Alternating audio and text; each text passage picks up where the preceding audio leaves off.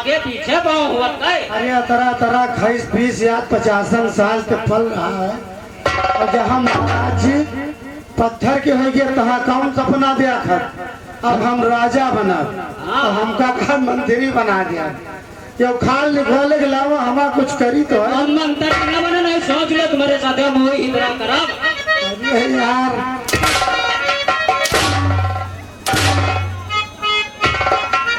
कौन?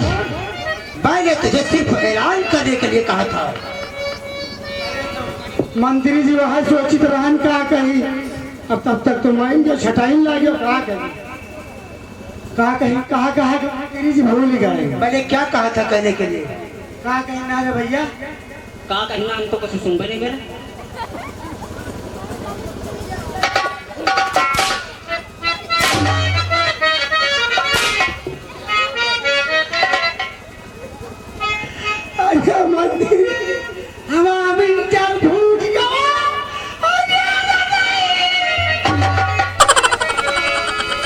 मैंने कहा था जरूरी ऐलान तत्काल कर दो।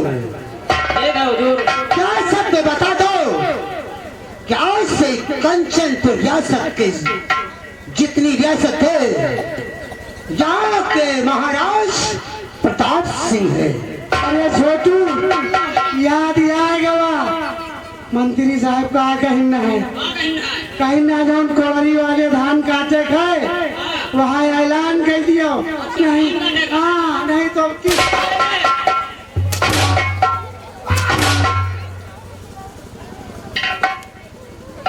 कटवा लियो धान ये आओ कटवा लियो धान। मैं तुझे धान और भूसा रखने के लिए कह रहा हूँ। अरे तो मंत्री यह तो कह रहा अरे क्या कहना है रे। मंत्री साहब कहीं ना है धान जो कटवाओ कह रहा है कोई कटवाओ नहीं तुम। अरे कहा यार पानी खोले चरसा कुछ बताइए कहा कहना है भैया तुम्हारी डरवैया हमका। आगे आगे मरवा लियो पीछे समाई थे हम जाए भैया। नहीं याद आया? याद मंत्री साहब कहा आवा कुछ समझ में ना मैं कहता हूँ कि नहीं याद आया। आया है आवा है आवा अरे कलुआ ऐलान करो। फंसाएगा का अगर दोबारा ऐसी जरूरत मैंने देखी अरे कलुआ सोच चिंता चली पे काट दूंगा। अरे कहा कहना बता भैया। ऐलान कर कहना है कि कहना है कहियो आज से दुनिया के महाराज हम हर सही सही बता दियो चर्चा ना निकलो। आज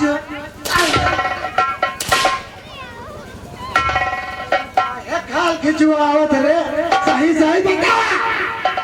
यहाँ पर हम नहीं मंत्री साहब हो गए दरबारी जी मंत्री साहब याद आ गया। आज से भैया सब जने सुन लिया जाओ हमारे राजा महाराजा मंत्री आज सब कुछ यही है अन्नदाता सब जने नहीं के कहा मान्यो नहीं तो जाओ दशा हमारी है वहाँ तुम्हारी हो भैया। तो तुमने सुन लिया भैया हो नहीं सुने कहा गलत हो गया कहा। अच्छा मैं चाहता हूँ सुने नहीं है जरूरी ऐलान कटन का बजा के तत्काल मेरे पास आओ। मैं चलता हूँ। हेलो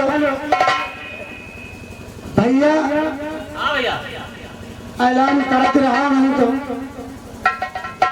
देखो दरबारी जी मंत्री जी मैं चलता हूँ और मैं सोच रहा हूँ जी मंत्री जी कि महारानी और महारानी के बच्चे का खून मुझसे तो होगा नहीं। कभी का ये है माँ काम बड़ी बात। लेकिन एक बात को याद रखना।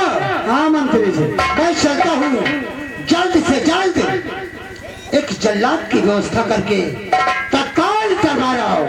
अरे मंत्री जी जल्लाद के क्या करी लो ले आओ बहुत जल्दी है महाराजा बन गए महाराज बन गए पक्का।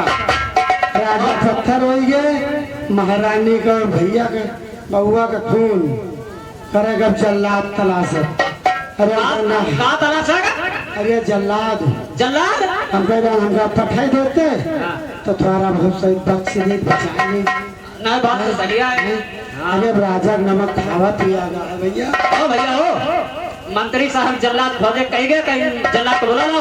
हाँ हमका लागत है जल्लाद को छोड़ो और सेनापति जो बॉर्डर पर गए रहे हाँ। तो का कहना हमसे तुमसे कि कोई दिक्कत हो दरबार तो हमारे पास आकर हमसे कहना। अरे छोटुआ भैया आज तो पहली बार समझदारी का बात की है। तो अरे यह बात तो हम भूल ही नहीं है। जल्लाद को छोड़ो और चला जाए बॉर्डर पर सीधा सेनापति से बताई चले या बात। चल भैया चल चल चलो भैया चलो। चलो भैया चलो भैया चलते हैं।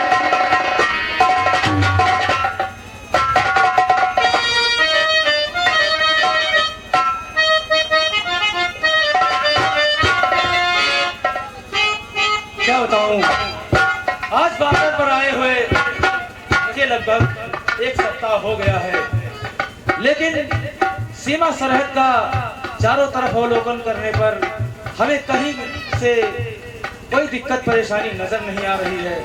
हमें तो राज दरबार में महाराज जी की और महारानी जी की चिंता हो रही है। कहीं ऐसा न हो कि उन लोगों के साथ कोई घटना घट जाए।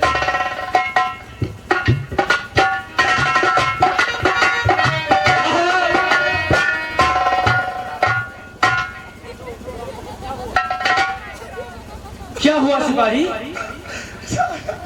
बड़ा गजब, क्या हो गया? तुम लोग इतना घबराए हुए क्यों? आखिर क्या बात है? बहुत परेशान है साहब। अब क्या करी, राजा पत्थर हो गए। हाँ, साहब बतावा नहीं बता जा रहा। क्या राजा साहब पत्थर हो गए। हाँ भैया छोटू बताओ, हम नहीं बताओ। लेकिन कैसे पत्थर हो गए? सर महल में एक दिन इच्छाधारी नागिन आई थी। क्या? हाँ इच्छाधारी नागिन, तुलसी ने श्राप दे दिया महाराज जी को, महाराज जी पत्थर के हो गए। और भी है अभी। और क्या है सिपाही बताओ। और महामंत्री प्रताप सिंह हाँ महारानी व उनके बेटे को हाँ। कैद करा के काल कोठरी में डलवा दिया। और साहब यहाँ तक मंत्री इतना खतरनाक हो गया है कि महाराज जैसन पत्थर हो गए। अपना कहा था हम राजा बना, हमका सेनापति का बना दे पता नहीं। अब इसके बाद अब रानी साहब काल कोठरी में डालिन, अब उनकी आँखी द्वारे गए। जल्लाद का पता लगाओ कहाँ मिलत। हाँ साहब बड़ा गजब होगा। और है ईश्वर क्या सुन रहा सरहद के दरमियां।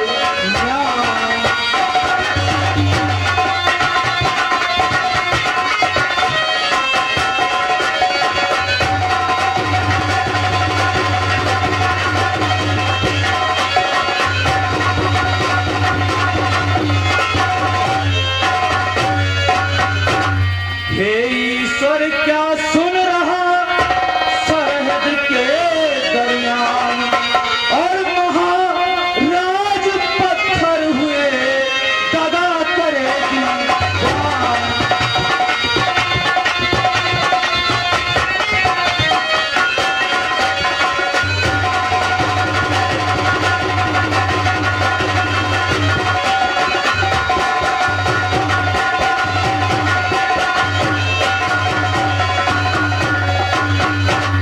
रामबली और छोटू, तुम लोगों ने ये खबर हम तक पहुंचा करके बहुत ही वफादारी और एक सच्चे सिपाही का फर्ज अदा किया है। क्यों नहीं साहब? अब हमें किसी भी तरह से महारानी जी के बच्चे को व उनको दोनों लोगों को कैद से आजाद करवाना है। क्यों नहीं सर? सर हमारे कुछ समझ नहीं आ रहा, आप ही कुछ करिए। ठीक है, देखो रामबली तुम हमारी बात सुनो। जी सर। तुम यहाँ से सीधे राज दरबार जाओ जी सर। और ये तुम्हारी जिम्मेदारी है महारानी जी को चोरी छिपे भोजन और पानी की व्यवस्था करते रहना। कैसी आगे? और हम और छोटू बहुत जल्द कोई उपाय सोचकर राज दरबार आएंगे और महारानी जी को कैद से आजाद करेंगे। भैया हो आनी वानी समझ पहुंचा रहे हो, ठीक। महारानी का ध्यान रखो और नाम का लड़का है। ये काहे नहीं छोटुआ भैया, बहुत दिन ते नौकरी करी, दाढ़ी वहां से सब पाक गई। आए अब उनके यहाँ करत करत भैया खाद कमात उम्र बीत गए। देखा नहीं देख जा दूल्हा कहा कहीं जाए। हाँ। अच्छा छोटू तुम साहब का कहा माने हम चल रहे हैं। हाँ चलो भैया चलो। छोटू कहे सर हमें और तुम्हें करना क्या है? क्या करना है सर? हम तुम्हें बताते हैं। बताइए। और फर्ज सेना पति का मुझे अब तो निभाना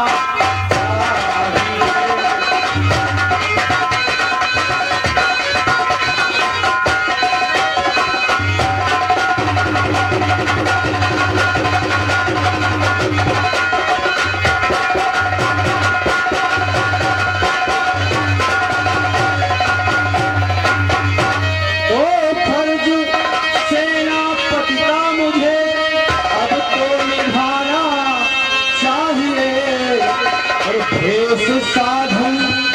सुन रहे हो छोटू? हाँ सर। और इस साधु का बना दरबार जाना।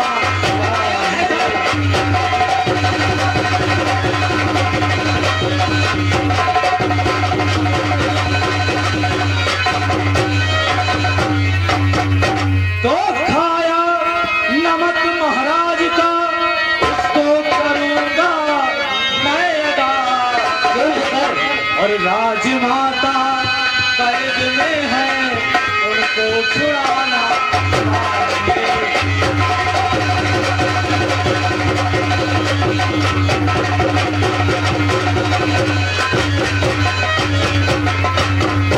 छोटू हमारी बात को ध्यान से सुनो। कहे सर। देखो अब हम लोग अपना वेश साधु का बनाएंगे। हाँ। ठीक है। ठीक है। उसके बाद चलेंगे राज दरबार और वहाँ कोई न कोई उपाय खोजेंगे और मौका मिलते ही राजमाता को और उनके मुन्ने को तो कैद से हमें आजाद करवा देना। ठीक है सर। इसलिए चलो हमारे साथ। ठीक है सर चलिए। और जीवन है तेरे हवाले मुरलिया वाले।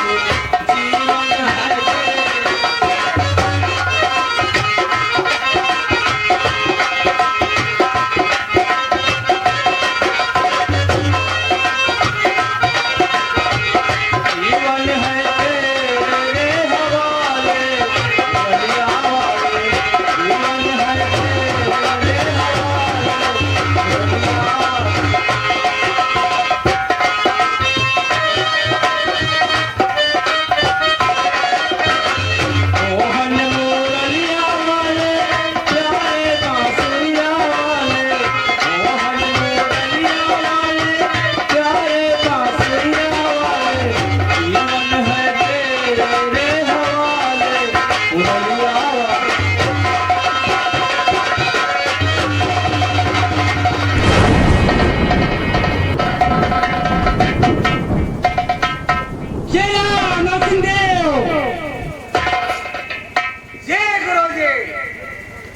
इस पृथ्वी का खेल बहुत निराला है।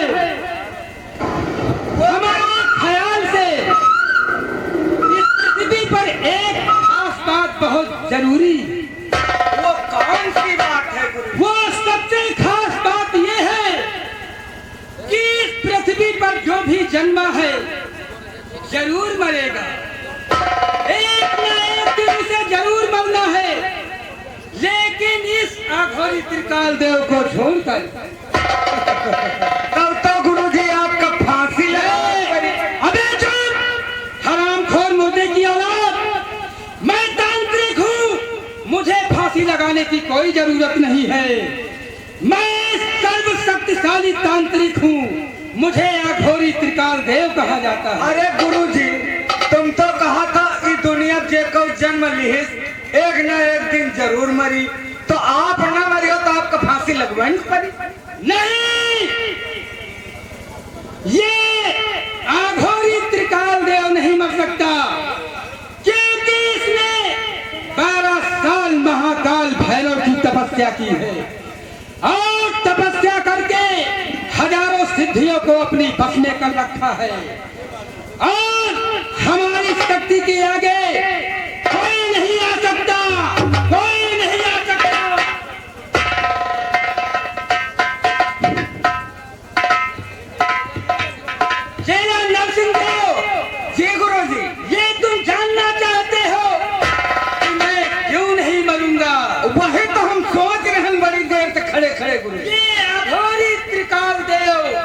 कभी नहीं मर सकता, क्योंकि ये अघोरी अपने मरने का इंतजाम स्वयं किया है।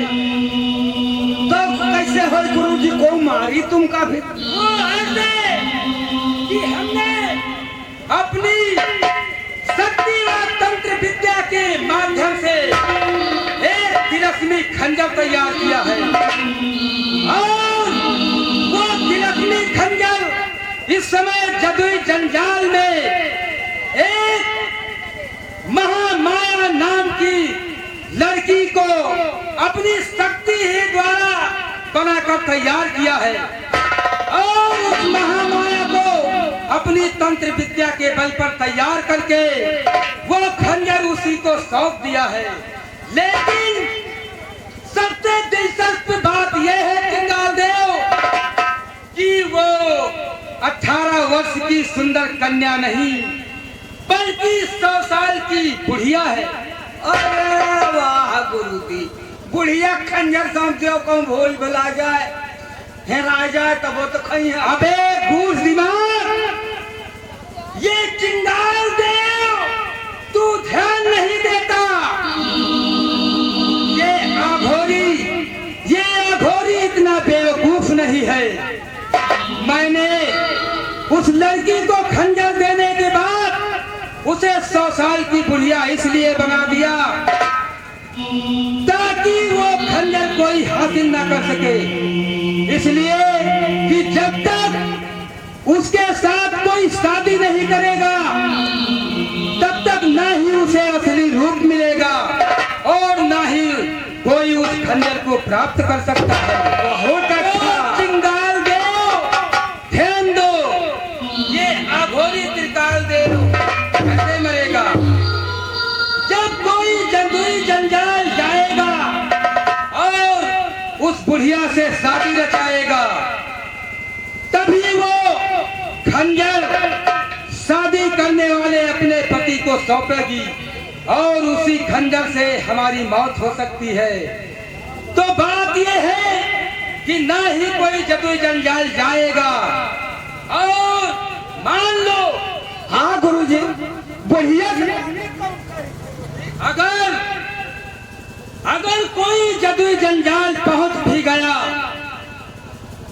तो उस 100 साल की बुढ़िया से कौन शादी रचाएगा? और जब कोई उससे शादी नहीं रचाएगा तो ना ही उसे 18 वर्ष की कन्या का रूप मिलेगा और ना ही वो खंजर प्राप्त होगा। तो ये अघोरी त्रिकाल देव कैसे मरेगा? जय महाकाल, जय महाकाल। गुरुजी बोल। अब हम पूरी विद्या जान गए ना तुम्हारे, अब हम जा रहे हैं वो बुढ़िया शादी।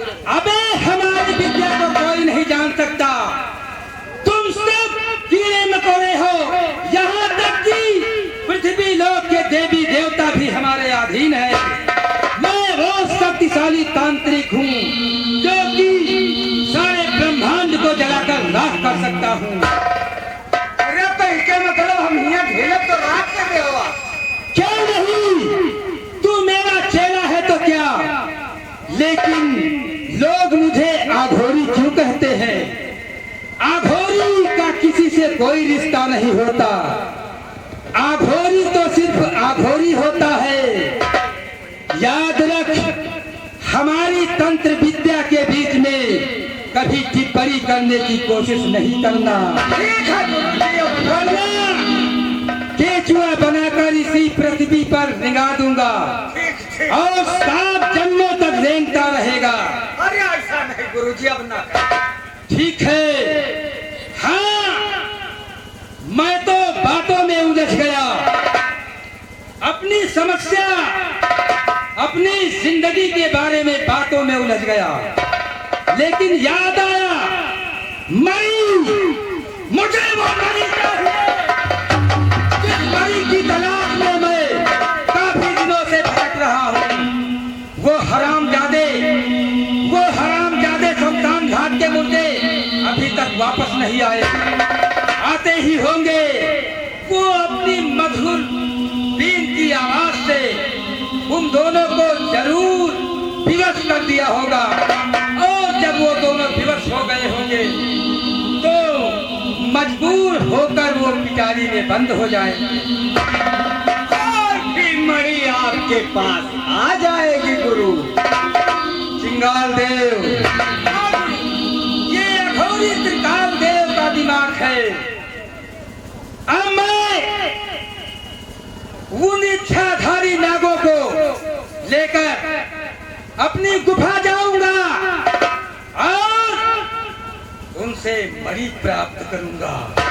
और मणि प्राप्त करने के बाद इस पृथ्वी का सबसे शक्तिशाली और ताकतवर तांत्रिक बन जाऊंगा। जय महाकाल।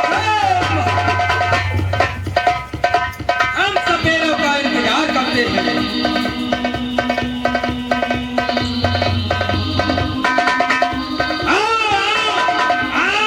कफन चोर मुद्दे की औलाद, आओ लाओ लाओ उन सपोलों को निकालो जो अपनी बीन की मधुर आवाज से उनको विवश करके अपनी पिटारी में बंद करके लाए हो। अब मुझे तांत्रिक बनने से कोई नहीं रोक सकता। तांत्रिक अघोरी महाशक्तिशाली तांत्रिक होगा। ला गुरुदेव, अबे क्या गुरुदेव गुरुदेव की बात कर रहा है? मेरे को वो मणि चाहिए। गुरुदेव माफ करना। गुरुदेव, तू ये बता, गुरुदेव माफ करना। वो नाग नागिन का जोड़ा मुझे निकाल कर दे, वरना मैं इस त्रिशूल से तेरी जान ले लूंगा। गुरुदेव, क्या करूं मैं? अबे करता रहेगा। जी में होता है कि तेरुआ केतुआ दबा गुरुदेव। मैं तो कह रहा हूं उस पर ध्यान दे। गुरुदेव, मैं आपका कार्य नहीं कर सका गुरुदेव। क्या कहा? फिर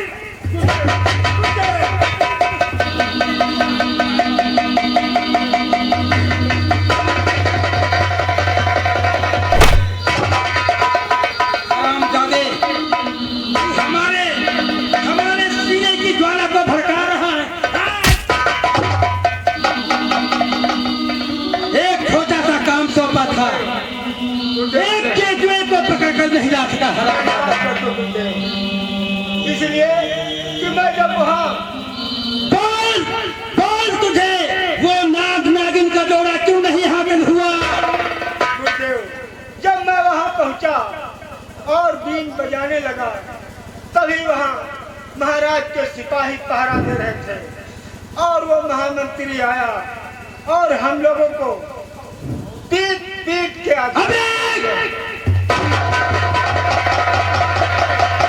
मुझे महाराज के सिपाही और उस हरामजादे महामंत्री से क्या सरोकार है? मेरे को तो सिर्फ मणि चाहिए और मणि हासिल करने के लिए वो दोनों इच्छाधारी नाग नागिन का जोड़ा मैंने तुझे लाने के लिए भेजा था।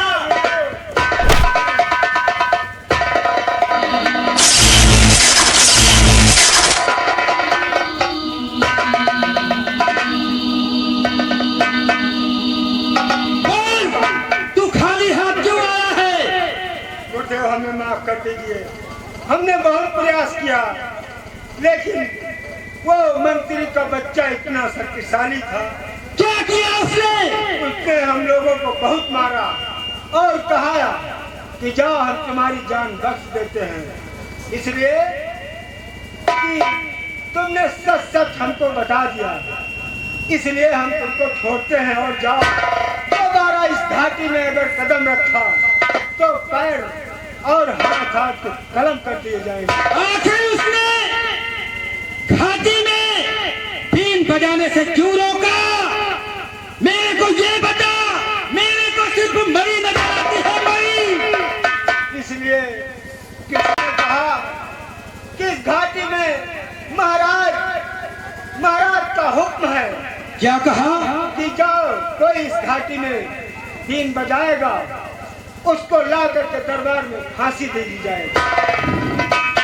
तो ये बात है, ये महाराज कंचन नरेश का आदेश था कि इस नील घाटी के आसपास ना ही कोई सपेरा बीन बजा सकता है और ना ही सांपों को पकड़कर उनका करतब दिखा सकता है।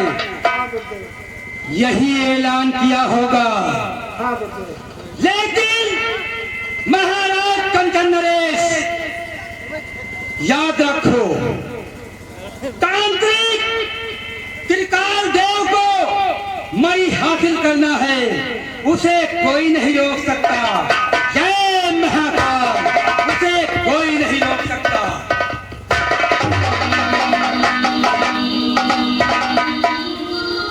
गुरुदेव बोल, अब हमारे लिए क्या आज्ञा है गुरुदेव? क्या बोलता है? कहा तो आपके लिए मैं अपनी जान दे दूं। अबे मैं तेरी जान लेकर क्या करूंगा हरामजादे? मेरे को सिर्फ मणि चाहिए, मणि। मैंने तुझे नाटों को पकड़ने के लिए भेजा था, लेकिन तू मुझे कहानियां सुना रहा। गुरुदेव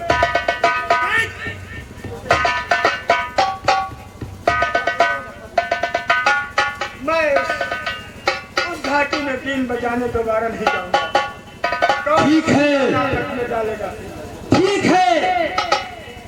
अगर वहां पर सख्त पहरा, महाराज के आदेश के अनुसार सख्त पहरा ना लगा होता तो मैं इसी त्रिशूल से खुरस खुरस कर तेरी जान ले लेता। लेकिन मजबूरी है कि तुझे वहां से भगाया गया। लेकिन मुझे वो मणि हासिल करना है। मैं वो मणि जब तक नहीं हासिल कर लूंगा तब तक मेरा हर सपना अधूरा है। गुरुदेव हम थोड़ा सा चूक गए, ये दो लोग थोड़ा सा उसमें गलती कर गए, इसलिए नहीं तो काम सफल हो जाता। इन दोनों लोगों की गलती से ऐसा हुआ। अबे आगे बढ़, आगे बढ़ हरामजादे। मैंने तुझे साथ में किस लिए भेजा था? बोल। अरे मंत्री, हम लोग भागना है तो जानते मार डाला। हरामजादो, तुम्हें पहले देख लेना चाहिए था कि यहाँ पर कोई दूसरा इंसान तो नहीं है जो कि हमारे अलावा उन इच्छाधारी नाग नागिन को देख सके। लेकिन तुम सब जाओ, ये अपना मनहूस चेहरा लेकर मेरी नजरों के सामने से हट जाओ। भाग जाओ यहाँ से।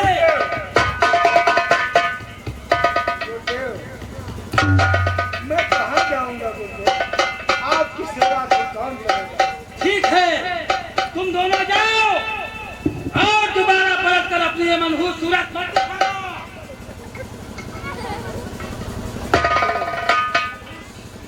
जय महाकाल, जय काल भैरव, चिंगार देव। जी गुरुदेव। अब हमें इस इच्छाधारी नाग नागिन के डोरे को स्वयं तलाश करना चाहिए। अब मैं उसे स्वयं तलाश करूंगा और उन्हें अपनी बस में कर कर उनसे मणि हासिल करूंगा और पूरे ब्रह्मांड पर अपनी हुकूमत करूंगा। अब मुझे इस संसार में शक्तिशाली और ताकतवर बनने से कोई नहीं रोक सकता। सिंगाल देव, चलता हूँ दोस्तों, फिर मिलूंगा। लेकिन इस ब्रेक के बाद ये रहा अघोरी त्रिकाल देव का।